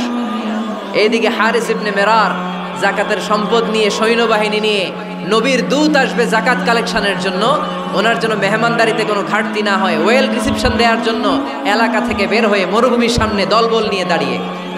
ওয়ালিদ ইবনে উকবা যখন যাকাতের সম্পদ কালেক্ট করার জন্য বনুল মুস্তালিকের ওদিকে যেতে শুরু করেছে, এলাকায় ঢোকার আগেই দেখে বনুল মুস্তালিকের লোকেরা ঘোড়সাওয়ার বাহিনী দাঁড়ায় আছে। এই দৃশ্য দেখে ওয়ালিদ ইবনে উকবা মনে করেছে বনুল মুস্তালিক মনে হয় তাকে হত্যা করার জন্য দাঁড়িয়ে রয়েছে। আসলে কি হত্যার জন্য দাঁড়ায় আছে? কি জন্য দাঁড়ায় আছে? ওয়েলকামিং রিসিপশন দেওয়ার জন্য। উনি ভয় পেয়ে অ্যাবাউট টার্ন, তথ্য যাচাই না করে মনে করছে আমারে মারবে, ধরবে, about turn, return back to Medina. মদিনায় চলে গেলেন, যে বলে, ইয়া রাসূলুল্লাহ, বনুল মুস্তালিক যাকাত দেওয়া তো দূরের কথা, এগুলো তো সব কাফের হয়ে গেছে। ইয়া রাসূলুল্লাহ, ওরা তো মনে হয় কাফের হয়ে গিয়েছে, যাকাত প্রদান করা তো দূরের কথা, মারার জন্য সৈন্যবাহিনী নিয়ে অ্যাটাক করেছে। বিশ্বনবী রেগে গেলেন। খালিদ বিন ওয়ালিদের নেতৃত্বে 1000 সৈন্যবাহিনী পাঠিয়ে বললেন, যাও বনুল মুস্তালিক অ্যাটাক করো, বনুল মুস্তালিকে অভিযান চালাও। আল্লাহ বললেন, নবী অভিযান পরে চালান। ইন জাআকুম ফাসিকুম বিনাবাইন ফাতাবায়ানু। সুবহানাল্লাহ পড়েন। নবী হে, অভিযান পরে চালান। তথ্য যে নিয়ে আসছে ওয়ালিদ, এটা সত্য কিনা আগে যাচাই করেন। সে যে তথ্য আপনাকে সরবরাহ করেছে, এই তথ্য সঠিক নয়, সে ভুয়া তথ্য দিয়েছে, সে ভুল বুঝেছে, এখানে মিস আন্ডারস্ট্যান্ডিং হয়েছে। আপনি 1000 সৈন্যবাহিনী পাঠাবেন না। আপনার 1000 সৈন্যবাহিনী যে যদি বনিল মুস্তালিককে অ্যাটাক করে, তাহলে এই অ্যাটাকে কোনো ক্ষয়ক্ষতি হলে সবটার দায়ভার আপনার কাঁধেই বর্তাবে। চিল্লায় বলেন ঠিক কি না? আমার নবীকে শিখানোর মাধ্যমে আল্লাহ তাআলা আমাদেরকে শিখা যাবে না। আগে যাচাই বাছাই করার দরকার আছে না নাই? আছে। আপনার বন্ধু এসে বলল, আরে দোস্ত তুমি এইখানে, ভাবিরে তো দেখলাম বাজারে আরেক লোকের সাথে ঘুরতেছে। আপনি রেগে মেগে আগুন, অফিস থেকে বাসায় যায় বউরে কিল, আইজো মায়ের কাইলো মায়ের, এরকম হতে পারে না? আপনার বন্ধু হয়তো আপনার ওয়াইফের মতো আরেকজন মহিলাকে দেখেছে, এটা হতে পারে কি পারে না? আপনার ওয়াইফকে জিজ্ঞেস করেন নাই, ক্রস চেক করেন নাই, না করে আপনি ঝগড়া মারামারি শুরু করে দিয়েছেন। এই ছোট্ট ঝগড়া থেকে বিচ্ছেদের দিকে, ডিভোর্সের দিকেও যেতে পারে, এরকম আছে না নাই? এরকম অনেক বুড়ি বুড়ি কেস আমাদের কাছে আছে। নিউজ যাচাই না করে, গুজব আর রুমর যাচাই না করে সিদ্ধান্ত নিয়েছে, পরে মাথার মধ্যে চাপড়ায়, নিজের কপালে নিজে চাপড়ায়, এরকম আছে না নাই? তাহলে আল্লাহ তাআলার দেয়া 3 নাম্বার গাইডলাইন হচ্ছে, কোনো তথ্য শুনেই বিশ্বাস করা যাবে না, আগে যাচাই করতে হবে। আওয়াজ করে বলেন, আগে কি করতে হবে? যাচাই করতে হবে। যাচাই বাছাই ছাড়া আজ থেকে ফেসবুকে আমরা আর কোনো নিউজ শেয়ার দিবেন? মনে থাকবে? আরে এগুলাই তো জরুরি ওয়াজ। কবরের ওয়াজ তো অনেক শুনছি, জান্নাত জাহান্নামের ভয় আর জান্নাতের নাজ নেয়ামত তো অনেক শুনেছি। সমাজটারে শান্তিপূর্ণ ভারসাম্যপূর্ণ করার দরকার আছে না নাই? খবর শুনে আমরা বিশ্বাস করি, যাচাই না করে আমরা বলে বেড়াই না। যাচাই না করে, নিশ্চিত না হয়ে আজ থেকে কোনো নিউজ আমরা ফেসবুকে শেয়ার দিব না।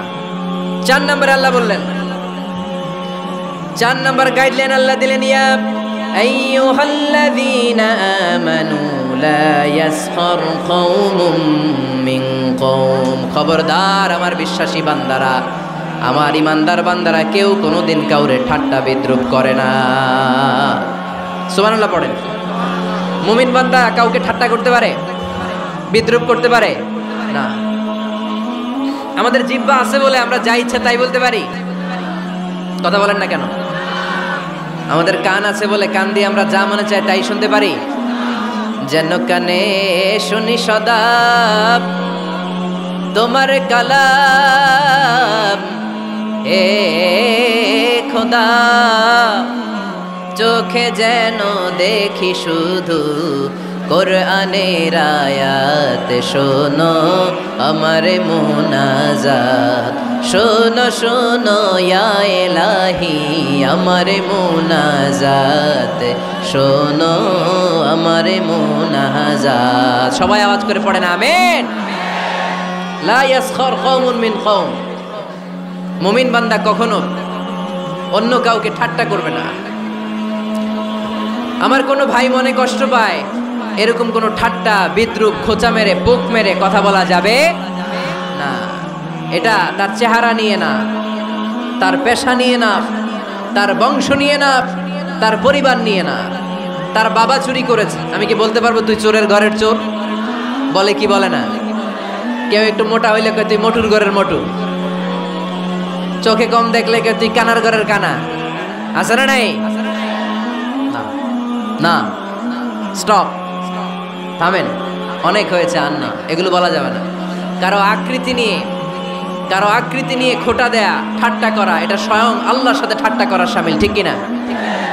কারো নাক যদি ছোট হয়, এর কয় বোচা, তোর নাক বোচা। ফেনীতে আপনারা কি বলেন? হ্যাঁ, তো এই যে যার নাক বোচা হয়েছে, ও কি নিজে বানাইছে? যার নাক খাড়া, এটা বানাইছে কে? যে কালো, বানাইছে কে? সাদা শুক্র, বানাইছে কে? তার মানে কারো আকৃতি নিয়ে যদি আপনি ঠাট্টা করেন, স্বয়ং আল্লাহর সাথে ঠাট্টা করলেন। কারণ কেউ কারো চেহারা বানানোর দায়িত্ব পায় নাই। মাতৃগর্ভে থাকতেই আমাদের চেহারার আকৃতিগুলো দান করেছে কে? হুয়াল্লাযী ইউসাউইরুকুম ফিল আরহামি কাইফা ইয়াশা লা ইলাহা ইল্লা হুয়াল আজিজুল হাকীম। তিনি এমন সত্তা, তোমরা যখন তোমাদের মায়ের পেটের ভেতরে ছোট্ট একটা ভ্রূণ কণা ছিলা, তখনই তোমাদের চেহারার আকৃতি দিয়েছে কে? মায়ের পেটে থাকতেই কে ছেলে হবে, কে মেয়ে হবে, কে সুশ্রী হবে, কে শ্যামলা হবে, কার নাক লম্বা হবে, কারটা খাটো হবে, এগুলো ফিক্স করে রেখেছে কে? এজন্য কখনো কারো চেহারা, কারো আকৃতি নিয়ে ঠাট্টা বিদ্রূপ করা যাবে না। কারণ এই চেহারা আমরা বানাই নাই, বানাইছে কে? প্রত্যেককে যদি আল্লাহ তাআলা প্রত্যেকের নিজের চেহারা ডিজাইন দেওয়ার সুযোগ দিত, তাহলে আমরা আমাদের চেহারা কি এরকম বানাইতাম? কি করতাম? আপনাকে যদি আপনার চেহারা তৈরি করার ডিজাইন আল্লাহ দিত, যে তুমি যেমন মনে চাই নিজের চেহারাটার ডিজাইন দাও, কেমন বানাতেন নিজেকে? কথা বলেন, কয়েকজন বলেন না? হ্যাঁ, সবচাইতে সুন্দর, সবচাইতে সুন্দর করে আমি আমার অবয়বটাকে তৈরি করতাম। কোন নারীকে যদি তার চেহারার ডিজাইন তৈরি করার সুযোগ আল্লাহ দিতেন, সে নারী তাকে বিশ্ব সুন্দরী করে তৈরি করত, ঠিক কিনা? এটা আল্লাহ আমাদেরকে দেয় নাই, এটা আল্লাহ তাআলা নিজ হাতে রেখেছে, নিজে করেছে। তাই কারো আকৃতি নিয়ে ব্যঙ্গ করলে স্বয়ং আল্লাহর সাথে ব্যঙ্গ করার শামিল। চিল্লায় বলেন ঠিক কিনা? সাইয়েদনা ইবনে মাসউদ রাদিয়াল্লাহু তাআলা আনহুর পায়ের নলা ছিল চিকন। হাদিসে এসেছে দাকিকুস সাকাইন, ওনার পা দুইটা ছিল চিকন খেজুর পাড়ার জন্য। ইবনে মাসউদ রাদিয়াল্লাহু তাআলা আনহু যখন খেজুর গাছে উঠলেন, সাহাবারা সাইয়েদনা ইবনে মাসউদের পা দেখে হাসাহাসি শুরু করে দিল। বিশ্বনবী বললেন, খবরদার খবরদার, ইবনে মাসউদের চিকন পা দেখে তোমরা হেসো না, ইবনে মাসউদের চিকন পা দেখে তোমরা হাসো। কিয়ামতের ময়দানে ইবনে মাসউদের এই চিকন পা গুলো যদি মিজানের পাল্লায় রেখে দেওয়া হয়, এই পা দুইটার ওজন উহুদ পাহাড়ের চেয়ে ওজনওয়ালা হয়ে যাবে। এজন্য খবরদার, জিহ্বা আছে বলে যে কোনো কমেন্ট করবেন না। এই আবার কি হইছে দেখ, আওয়াজ কেন? হ্যাঁ, আর কি দেখবেন? এখনই তো বিদায় নেব আমি, চুপ করেন না, এবার থামেন। জিহ্বা আছে বলেই, জিহ্বা আছে বলেই যে কোনো ধরনের মন্তব্য করা যাবে না। আল্লাহর হাবিব সাল্লাল্লাহু আলাইহি ওয়াসাল্লাম বলেছেন, মাইয়াত মানলি মা বাইনা লিহিয়াইহি ওয়া মা বাইনা রিজলাইহি আদমান লাহুল জান্নাহ। ও আমার উম্মতেরা, তোমাদের মধ্য থেকে কেউ যদি আমাকে দুইটা অঙ্গের গ্যারান্টি দেয়, কয়টা অঙ্গের? সবাই বলতে হবে কয়টা? আমার কোন উম্মত যদি আমাকে দুইটা অঙ্গের গ্যারান্টি দেয় যে তারা এই দুই অঙ্গের পাপ করবে না, আমি তাদেরকে জান্নাতের গ্যারান্টি দেই। এক নম্বরে মা বাইনা লিহিয়াইহি, দুই চোয়ালের মাঝখানে যা থাকে মানে জিহ্বা। আমার কোন উম্মত যদি আমার গ্যারান্টি দেয় জিহ্বা দিয়ে কোনো মিথ্যা বলবে না, কাউরে বাজে কথা বলবে না, ঠাট্টা বিদ্রূপ করবে না, জিহ্বা দিয়ে যে পাপ কাজগুলো হয় এগুলো করবে না, আর দুই রানের মাঝখানে যে অংশ আছে লজ্জাস্থান, এই দুইটা অঙ্গের গ্যারান্টি যদি আমার কোনো উম্মত আমারে দেয়, আমি আমার ওই উম্মতকে জান্নাতের গ্যারান্টি দিয়ে দেব। খবরদার ফেনীবাসী, খবরদার, মন চাইলেই যা মনে চাই মুখ দিয়ে বলা যাবে। আমার রাসূল সাল্লাল্লাহু আলাইহি ইসলামের 11 জন স্ত্রী, এর মধ্যে একজন স্ত্রী ছিলেন একটু স্থূল আকৃতির, মানে মোটা। কি ছিলেন জানেন? ওই স্ত্রীর নাম কি? সফিয়া। কি নাম? সফিয়া বিনতে হুয়াই ইবনে আখতাব। উনি আল্লাহর হাবিব সাল্লাল্লাহু আলাইহি ইসলামের সব স্ত্রীদের মধ্যে থেকে একটু স্থূলকার ছিলেন, একটু ফেটি ছিলেন, মোটা ছিলেন। আম্মা জান আয়েশা একবার ওনার প্রতি রেগে আল্লাহ রাসূল সাল্লাল্লাহু আলাইহি ইসলামের কাছে বিচার দিলেন যে আপনার মুটি বউ, মুটকি বউ। আল্লাহর হাবিব সাল্লাল্লাহু আলাইহি ইসলাম এই কথা শুনে রেগে গেলেন, আয়েশা এটা তুমি কি বললা? তুমি সফিয়ারে মুটি বলে গালি দিলা। লাকাদ কুলতিলা কালিমাতান লাউ মুসিজাতহু লা মাসাজাতিল বাহর। আয়েশা তুমি এমন একটা কথা সফিয়ার শানে বলেছো, এই কথাটাকে যদি সাগরের মধ্যে ঢেলে দেওয়া হয়, এই কথাটার তিক্ততা আর পঙ্কিলতা পুরো সাগরের নীল পানিকে মুহূর্তে কালো করে দিবে। এজন্য খবরদার, জিহ্বা সামলান। সাহাবারা রাদিয়াল্লাহু তাআলা আনহু আজমাইন, ওনারা জিহ্বা ধরে মাঝে মাঝে জিহ্বার মধ্যে বাড়ি দিতেন আর কাঁদতেন আর বলতেন, জিহ্বা তোর কারণে কিয়ামতের দিন আমরা আল্লাহর কাছে ধরা খেয়ে যাব। মুমিন চাইলেই এই মুখ দিয়ে যা মনে চায় বলতে পারে। তাহলে 4 নাম্বার গাইডলাইন হচ্ছে লা ইয়াসখার কওমুন মিন কওম, কোন বিশ্বাসী বান্দা কখনো অন্য বিশ্বাসী বান্দাকে ঠাট্টা বিদ্রূপ করতে পারবে। 5 নম্বরে আল্লাহ বললেন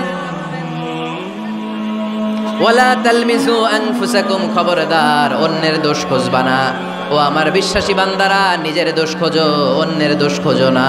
দেখেন সমাজটারে শান্তিপূর্ণ বানানোর জন্য আল্লাহর পক্ষ থেকে কি সুন্দর মোরাল এন্ড এথিক্যাল ইনস্ট্রাকশনস, কি চমৎকার গাইডলাইন।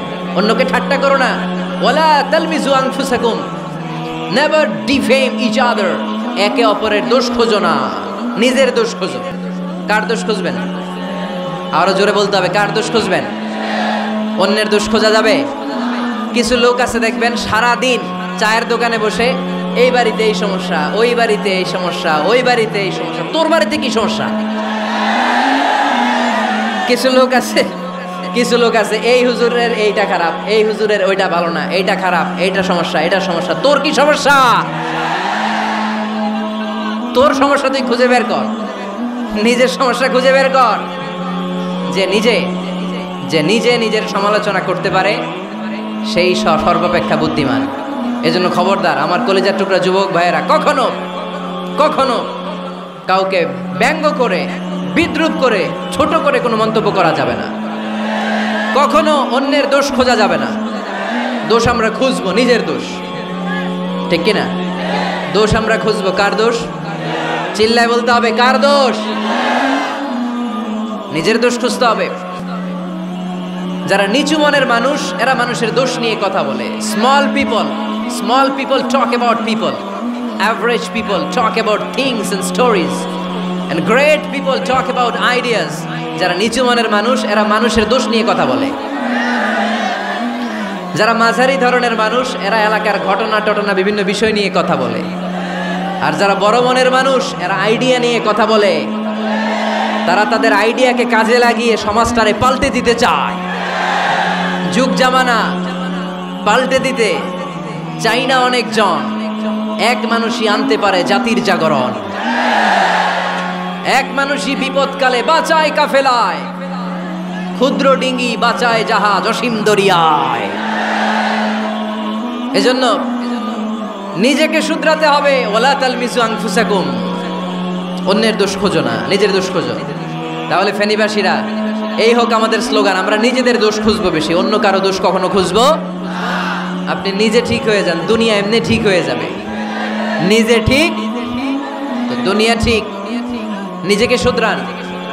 অন্যের দোষ দেখে তো আমার লাভ নাই। ও কি করছে এটা ও জবাব দিবে। আমি কি করেছি আল্লাহর সুপ্রিম কোর্টের কাঠ করায় সেদিন আমাকে জবাব দিতে হবে। চিল্লায় বলো ঠিক কিনা? এজন্যে অন্যের দোষ যেন আমরা না খুঁজি, নিজেকে যেন পরিবর্তন করি। পরিবর্তন করতে রাজি আছি তো সবাই? পরিবর্তনের অগ্রনায়ক হতে রাজি আছি তো সবাই? সিদ্ধান্ত নিতে হবে, শক্ত সিদ্ধান্ত। দাঁড়াতে হবে, সৈনিকের মতো দাঁড়াতে হবে, ঠিক কিনা? আধারে ভয় পেও না, আলো আছে আড়ালে, অন্ধকার পালিয়ে যাবে তুমি উঠে দাঁড়ালে। নিজেকে দাঁড়াতে হবে, নিজের সাথে নিজের শক্ত বোঝাপড়া করতে হবে। অন্যের দোষ খোঁজার সময় আমাদের নাই। চিল্লায় বলো ঠিক কিনা? দোষ খোঁজা যাবে না, নিজের দোষ নিজের আমরা খুঁজবো। বসেন বসেন। কে ঢুকছে এখানে? হ্যাঁ, কারেন্টে শক করছে। সাপ, সাপ ও আওয়াজ শুনতে আসে।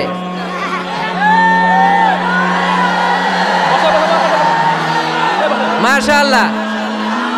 এইখানে এখানে শ্রোতা হিসেবে আছে বীর মুজাহিদ, মেরে ফেলছে এটারে।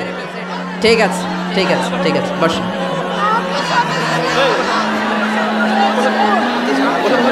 এখনো কথা বাকি, বসেন। একটা আওয়াজ হবে না, একটা আওয়াজ হবে না। আবার আওয়াজ হয় এখানে। তাহলে ফেনীর ভাইয়েরা, অন্যের দোষ খুঁজবো না, নিজের দোষ খোঁজা যাবে? যাবে যাবে। ক্লান্ত হয়ে গেছেন? কষ্ট হচ্ছে? তারপরে 7 নম্বরে আল্লাহ বললেন, ওয়ালা তানাবাজু বিল আলকাব, ওয়ালা তানাবাজু বিল আলকাব। এই ছেলেরা, আমি এখনই উঠে যাব, বিদায় নিচ্ছি। বসো, বসেন ভাই, বসেন। এগুলো অনেক জরুরি কথা, মনোযোগ দিয়ে শুনেন। ওয়ালা তানাবাজু বিল আলকাব, মানুষকে মন্দ নামে ডেকো না। অনেকের নাম চেঞ্জ করে ডাকি, আছে না নাই? না, আমার কলিজার টুকরা ফেনীর ভাইয়েরা, আজ থেকে কখনো কারো নাম চেঞ্জ করে আমরা ডাকবো না। যে নামে তাকে ডাকলে সে খুশি, আমরা ওই নামে ডাকবো। পারবো তো? কারণ প্রত্যেকের নামটা প্রত্যেকের কাছে বড্ড দামি, প্রত্যেকের নামটা প্রত্যেকের কাছে বড্ড প্রিয়। আপনার নাম কি? লিটন ভাই।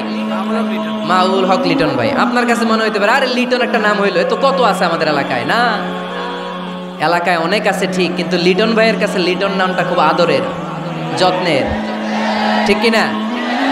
আমার নাম কি? আমার নাম মিজান। আরে মিজান একটা নাম হইলো নাকি? কত নাম আছে মিজান, এলাকার সিপাই পয়রাস। এটা ঠিক, অনেক নাম আছে মিজান নামে, কিন্তু যেহেতু এটা আমার নাম, আমার কাছে এই নামটা বড় দরদের, বড় যত্নের, বড় আদরের, কারণ এই নামটা আমার পরিচয় বহন করে। ভাইয়ের নাম কি? স্বপন। স্বপন ভাই এলাকায় অনেক আছে না? তো সিম্পল একটা নাম, কিন্তু না, স্বপন মিয়াজি ভাইয়ের কাছে এটা সিম্পল না, এই নামটা ওনার কাছে বড় যত্নের। মানুষ তার নাম খুব পছন্দ করে নিজের নামের, কারণ দেখবেন কাগজ আর কলম পাইলে সবাই নিজের নাম লেখে, খালি নিজের নামের সিগনেচার দেয়, আসলে নাই। এরপরে দেখবেন যে কক্সবাজারে গেলে সাগরের তীরে বালু পাইলেই বালুর মধ্যে নিজের নাম লেখে, আবার ওই নামের পাশ দিয়ে লাভও আঁকে, আছে না নাই? আমি অনেক দেখেছি, সাগর পারে গেলেই মানুষের মন উথাল পাতাল করে, তো সাগরের বালিতে নিজের নামটা বড় করে লেখে চারদিক দিয়ে লাভ, মানে এই নামটারে আমি লাভ করি। এটা প্রমাণ করে প্রত্যেকে নিজের নামটারে বড্ড বেশি ভালোবাসে, ঠিক কিনা? এজন্য ফেনীর সোনার টুকরারা খবরদার, বন্ধুরা, নিজেরা যেন একে অপরকে এমন নামে না ডাকি যে নাম শুনলে সে কষ্ট পায়। আজ থেকে কোনো বাজে নামে কাউরে ডাকা যাবে? আব্বা আম্মা আদর করে কত সুন্দর নাম রেখেছে, আবু বাকার, ওরে সবাই ডাকে বকইরা, কপাল পোড়া। আব্বা আম্মা নাম রেখেছে আবু ওয়াক্কাস, ওরে ডাকে আক্কাইচা। কত সুন্দর নাম আমার আল্লাহর নামের সাথে মিলিয়ে আব্দুল কুদ্দুস নাম রেখেছে, ওরে ডাকে কুদ্দুচ্চা। আছে না নাই? কবিরা গুনাহ করেছেন আপনি, কবিরা গুনাহ। It's not a simple deal, এটা সাধারণ কোনো ব্যাপার না, এগুলো সবগুলো কবিরা গুনাহ। কোনোদিন কাউকে ঠাট্টা বিদ্রুপ করে কিছু বলবো না, কখনো অন্যের দোষ খুঁজবো না, কারো নাম বিকৃত করে কোনোদিন কারো মনে কষ্ট দিব না, ঠিক কি না? এরপরে 8 নম্বরে আল্লাহ বললেন, ইয়া আইয়ুহাল্লাযীনা আমানু ইজতানিবু কাসীরাম মিনায-যন্নি ইন্না বা'দায-যন্নি ইসম।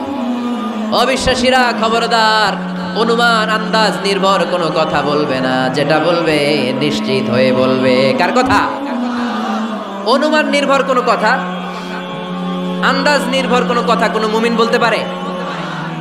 আমার কথা বোঝা যায়? হ্যাঁ ফেনীবাসী, কথা বোঝা যায়? ফেনী না হেনি? হ্যাঁ, আর বাড়ি হেনি, আইসাই রেনি। আপনারা কি ডাকেন, ফেনী না হেনি? ফেনী। মাশাআল্লাহ মাশাআল্লাহ, খুব সচেতন ফেনীবাসী। দেখছেন আপনাদের জেলা নিয়ে কিছু বললে খারাপ লাগে না? লাগে। তো নোয়াখালী করে গালি দিয়েন না, চিটাঙ্গারে গালি দিয়েন না, কুমিল্লাবাসীদেরকে গালি দিয়েন না। আমার 64 জেলায় সুজলা সুফলা শস্য শ্যামলা, ঠিক কিনা? 64 জেলা নিয়ে আমার এই বাংলাদেশ, প্রত্যেক জেলায় আমাদের সৌন্দর্য আছে না নাই? এক এক জেলার ভাষার সাথে আরেক জেলার ভাষার কোনো মিল। সিলেটে ছিল আমার গতকাল মাহফিল, তা আমি জিজ্ঞেস করছি, ভাই সাহেব খিতা কররা, আপনারা বালা শুননি? তো মহা খুশি, কারণ ওদের ভাষায় কথা বলেছি, ওরা ওদের ভাষাটারে বড্ড ভালোবাসে। আমরা প্রত্যেকে আমাদের প্রত্যেকের জেলাটারে বড্ড পছন্দ করি, ঠিক কিনা? ইজতানিবু কাসীরাম মিনায-যন্ন, আন্দাজ অনুমান নির্ভর কথা মুমিন কখনো বলতে পারে? এজন্য আল্লাহর হাবিব বললেন, ইয়াকুম ওয়ায-যন্ন ফাইন্নায-যন্না কাযাবুল হাদিস। খবরদার, তোমাদের উচিত আন্দাজ অনুমান নির্ভর কথা থেকে বেঁচে থাকা, কেননা অনুমান করে কথা বললে পাপ হয়। অনুমান করে কথা বললে কি হয়? আজকে থেকে আমার ফেনীর সোনার টুকরারা অনুমান করে আন্দাজে কোনো কথা বলবো আমরা? বলবো না, ধারণা করে কিছু বলবো না। আর ধারণা করলেও ভালো ধারণা করব। কি ধারণা? রাস্তা দুইটা, একটা পজিটিভ আর একটা নেগেটিভ। মুমিন পজিটিভ ধারণা করে, মুমিন কখনো নেগেটিভ ধারণা করে না। তাহলে কোন দিকে যাব, পজিটিভ না নেগেটিভ? আওয়াজ করে, পজিটিভ না নেগেটিভ? যারা মুনাফিক এরা ইয়াত্তাবিউনা ইল্লা যান ওয়া ইন্না যান্না লা ইউগনি মিনাল হাক্কি শাইআ। যারা মুনাফিক এরা আন্দাজ অনুমান নির্ভর মানুষের ব্যাপারে কথা বলে, আর আন্দাজ অনুমান কখনো সত্যের বিকল্প হতে পারে না। আন্দাজ অনুমান কখনো সত্যের বিকল্প হতে পারে? এজন্য দৃষ্টিভঙ্গি বদলান, জীবনকে বদলায় দিবে কে? আমরা কখনো কোনো নেগেটিভ কথা বলবো না, অলওয়েজ পজিটিভ। অলওয়েজ কি? এই যে আমার হাতে কি দেখা যায়? পানির বোতল, তাই না? এখানে অর্ধেক পানি ভরাস। কাউকে যদি প্রশ্ন করি, ভাই কি দেখতে পাচ্ছেন? একদল বলবে এখানে অর্ধেক বোতল খালি দেখা যায়। উত্তরটা সঠিক, আসলে বোতলের অর্ধেক খালি। আবার এদিকে আরেকজনকে বললাম, ভাই এখানে কি দেখা যায়? বলবে, হুজুর বোতলের অর্ধেক পানি ভরা। এটাও সঠিক উত্তর। প্রথমটা ছিল নেগেটিভ উত্তর, দ্বিতীয়টা পজিটিভ উত্তর। ঠিক কি না? যারা সবসময় নেগেটিভ চিন্তা করে এরা খালি জায়গাটা দেখছে যে পানি নাই, আর যারা সবসময় পজিটিভ চিন্তা করে এরা পানি যে ভর্তি অর্ধেক ওইটা দেখছে। আমরা নেগেটিভের দিকে যাব না, মুসলমান থাকবে সব সময় always positive, come back positive, not go back negative. চিল্লায় বলতে হবে, ঠিক কি না? কখনো আন্দাজ অনুমান নির্ভর আমরা কিছু বলবো না। 9 নাম্বার, একেবারে শেষের দিকে চলে আসছে। 9 নাম্বার আল্লাহ বললেন, খবরদার ওয়ালা তাজাসসু, গোয়েন্দাগিরি করো না। গোয়েন্দাগিরি করা হারাম। গভর্নমেন্ট যে গোয়েন্দা বিভাগ রেখেছে এটা না, এটা দেশের আইন শৃঙ্খলা বজায় রাখার জন্য এটা জরুরি। আল্লাহর হাবিব সাল্লাল্লাহু আলাইহি ওয়াসাল্লামেরও নিজস্ব গোয়েন্দা ছিল, কিন্তু আমরা যে নিজেরা গোয়েন্দাগিরি করি এটারে হারাম ঘোষণা করেছে কে? অনেকে আছে দেখবেন জানলা একটা খোলা থাকলে উকি মারে। আলহামদুলিল্লাহ ফেনীতে এগুলা নাই।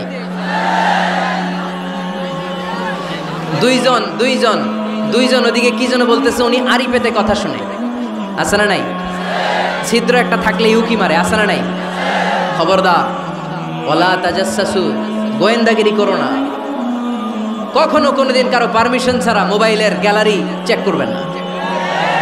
কখনো কারো পারমিশন ছাড়া তার ফেসবুকের মেসেঞ্জারে কে কার সাথে চ্যাটিং করেছে এটা করা যাবে না।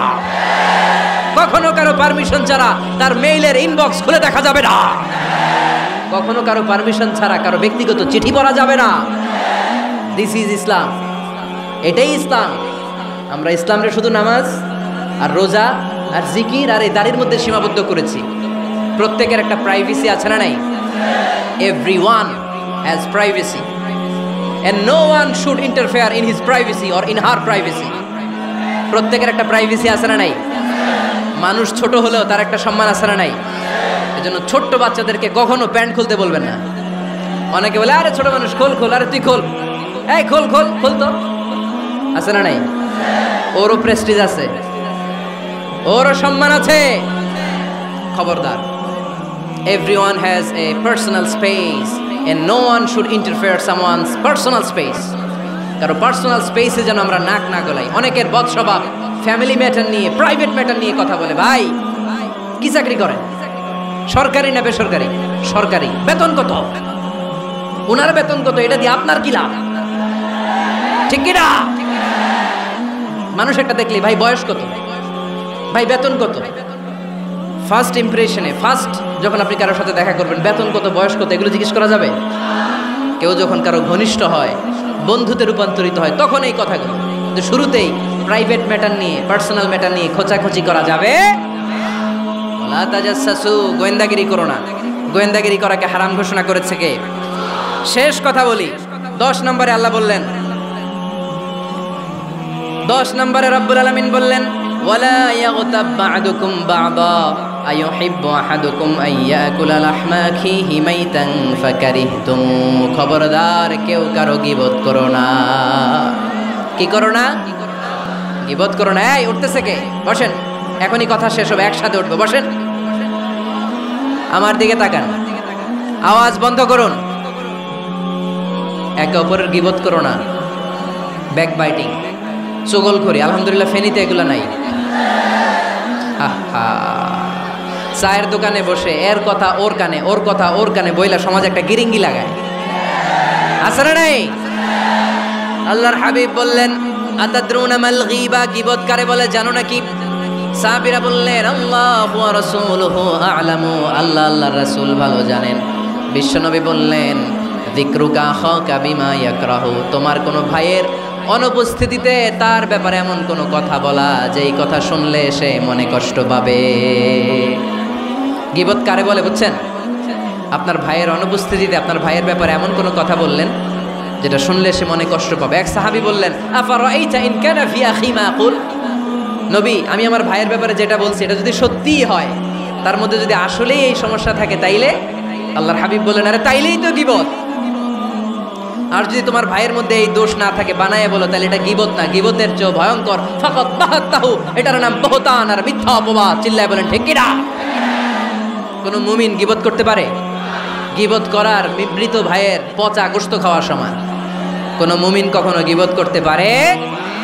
এখন হালাল পন্থায় গীবত চলে আমাদের দেশে। কিভাবে জানেন? কথা শুরু করে এইভাবে, কথা বললে তো গীবত হয়ে যায়, বললে তো গীবত হয়ে যায়। তারপরেও বলি একটু, আছে না নাই? হালাল পন্থায় গীবত কি কমু ভাইজান, বললে তো গীবত হয়ে যায়। হালাল করতেছে এটা, হালাল হালাল হালাল না, বললে যদি গীবত হয়ে যায় তো বলবেন কেন? থামেন। কোন মুমিন কখনো গীবত করতে পারে? মেরাজের রাতে আল্লাহর হাবিব সাল্লাল্লাহু আলাইহি ওয়াসাল্লাম দেখলেন কিছু লোক লাহুম আযফারুন মিন নুহাস, তামার আগুন দিয়ে নখ বানানো, নখর ধারালো, ইয়াখদাশুনা বিহি উজুহাহুম ওয়া সুদুরাহুম, তারা তাদের নখ দিয়ে জাহান্নামে নিজের গালের গোশতগুলো, বুকের গোশতগুলো ছিঁড়ে ছিঁড়ে খাচ্ছে, আর তাদের ব্যথা যন্ত্রণা দেখে পুরো জাহান্নামের অন্য লোকরা থারথার করে কাঁপছে। আল্লাহর হাবিব বললেন, ইয়া জিবরিল মান হুম মান হাউলা, এরা কারা? সাইয়েদনা জিবরিল বললেন, হুম আহলুল গীবাতি মিন উম্মাতিক, এরা আপনার উম্মতের মধ্যে চায়ের দোকানে বসে বসে যারা গীবত করেছিল তারা। এজন্য কোনো মুমিন গীবত করতে পারবে? অন্যের গীবত আমরা করব না, দোষ খুঁজলে নিজের দোষ খুঁজবো। এই 10টা গাইডলাইন এই ফেনী জেলায় যদি কালকে থেকে ইমপ্লিমেন্ট হয়, আপনাদের কি মনে হয় ফেনীর কোনো এলাকাতে, কোনো থানাতে মারামারি, বিশৃঙ্খলা এগুলো থাকবে? থাকবে? সব শেষে আল্লাহ তাআলা আমাদেরকে ঐক্যবদ্ধ হওয়ার কথা বললেন। আল্লাহ 5 বার বিশ্বাসীদেরকে ডাক দিলেন, 6ষ্ঠবারে আল্লাহ দুনিয়ার সবাইরে ডাক দিলেন, আস্তিক নাস্তিক হিন্দু বৌদ্ধ এদেরকে ডেকে আল্লাহ শেষ করলেন। শেষ কথা শুনতে মনে চায়?